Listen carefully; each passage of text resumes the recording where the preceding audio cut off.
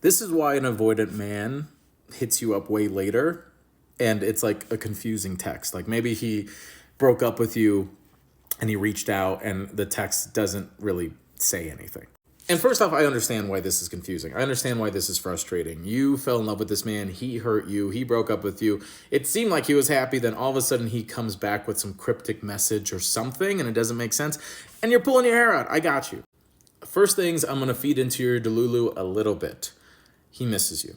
He likes you. He loved you at one point. And him reaching out is him having a moment of weakness and wondering what you're up to. But his pride and ego and his literal dysregulation of him emotionally doesn't know how to say it in a direct way because he knows that there's shame attached of what he's done.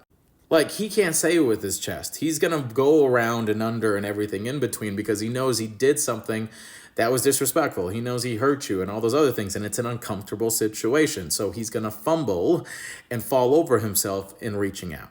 But don't get it twisted with that Delulu. Remember what I said, a moment of weakness. He had a moment of weakness. And are you a moment of weakness, or are you a choice based on your highest self and power and everything in between?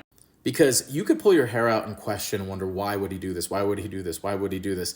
And you could stay up all night wondering, or you could ask yourself, is he presenting himself in a way that I would also do?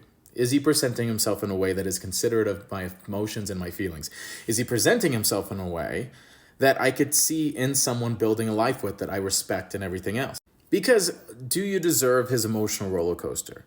Because the number one issue you're thinking of is, how could he do this to me? If he really loved me, how could he put me through this? Why not me? Why not me? And why not me?